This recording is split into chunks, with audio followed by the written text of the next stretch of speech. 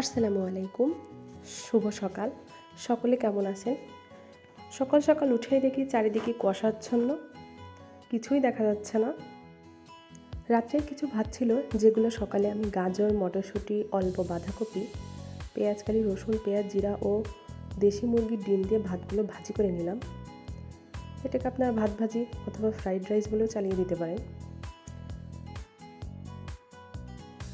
খাওয়া শেষ করেই দেখি মা অনেকগুলো মিষ্টি আলু এনেছে।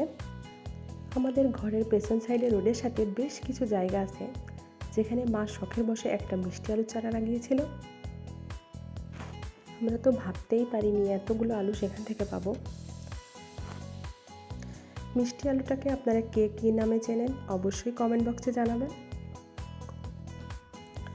ভিডিওটি ভালো লেগে থাকলে অবশ্যই চ্যানেলটি সাবস্ক্রাইব করবেন। আজ এ পর্যন্তই। আল্লাহ হাফেজ।